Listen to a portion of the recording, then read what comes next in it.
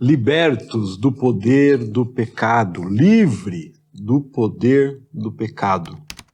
Essa é uma condição muito boa, uma condição em que você é colocado e que eu sou colocado pelo poder de Deus através da obra salvadora e redentora do nosso Senhor e Salvador Jesus Cristo. Por causa do sacrifício de Cristo, nós somos livres do pecado.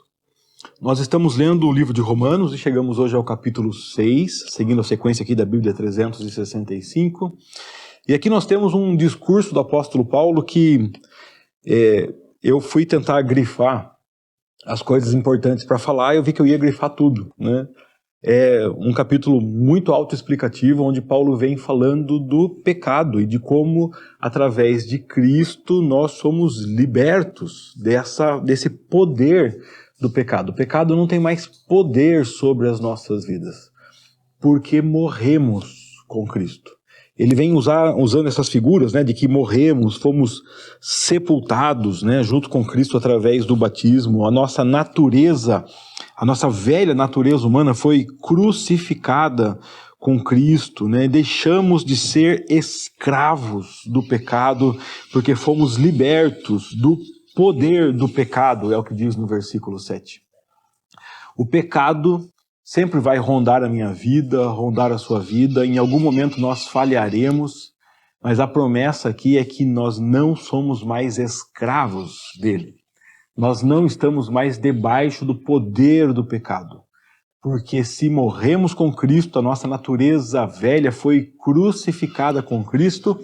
Ao ter Cristo ressuscitado, com eles também vivemos. É nesse texto aqui, no final da leitura de hoje, que Paulo diz uma frase que é conhecida por todos, né, muito famosa, que o salário do pecado é a morte. Mas o que Deus dá, o presente, o dom de Deus é a vida eterna, é a dádiva de Deus em Cristo Jesus, nosso Senhor. Ou seja, eu e você estávamos condenados à morte, porque nós éramos prisioneiros, escravos do pecado. O apóstolo Paulo diz aqui que sempre que você obedecer alguma coisa, você vai ser escravo, estará preso a ela. Ou você é escravo do pecado, ou você, liberto do pecado, decide servir a Deus.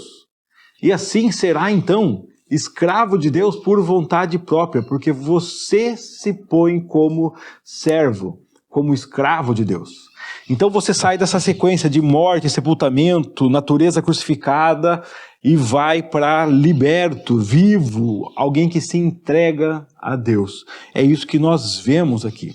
O apóstolo Paulo por 2 vezes apresenta uma pergunta retórica.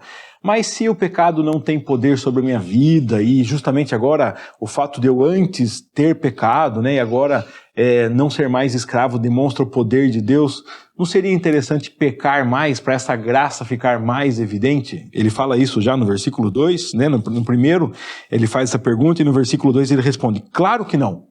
Porque uma vez que morremos pelo pecado, como podemos continuar vivendo nele, no pecado? E depois lá no versículo 15, uma vez que a graça nos libertou da lei, quer dizer que podemos continuar pecando? Claro que não. Vocês sabem que vocês se tornam escravos daquilo que vocês escolhem obedecer. Vai obedecer o pecado ou vai obedecer a Deus? Aqui, com esse texto hoje, eu faço a seguinte reflexão. Quem é que manda na sua vida? Se é Cristo, ele te libertou do poder do pecado. O pecado não tem mais dominância na sua vida. Você não pode mais ser conduzido pelas atitudes pecaminosas. Não pode ser conduzido pelos desejos pecaminosos. Não pode ser conduzido pela impureza, pela ganância. Não pode ser conduzido pelo orgulho, pela vaidade. Não pode ser conduzido pela inveja, pela maldade, pelas brigas, pelas divisões. Não pode ser conduzido por isso. Quem é que manda na sua vida? Se é Deus, além de não poder ser conduzido por esses desejos malignos, você deve sim cultivar, desenvolver e apresentar as boas dádivas de Deus, as características divinas na sua vida. Porque se você se fez escravo de Deus, assim como você demonstrava antes as marcas do pecado, você tem que demonstrar agora as marcas de Deus. O salário do pecado é a morte. Então quem vive no pecado se parece com o pecado e ganha a morte de presente, de recompensa. Quem segue a Deus, quem se entrega a Deus, apresenta as características de Deus e tem como presente, como recompensa a vida eterna. E aí, a quem você vai servir? Escravo de quem você será? Como é que você demonstrará isso? As atitudes de quem você vai deixar transbordar da sua vida? As características do pecado ou as características de Deus? Entenda que se Deus salvou você, você tem que se fazer parecido com Ele. Viver interessado nas características dele. Servo de Deus, escravo de Deus, alguém que vive para a glória de Deus.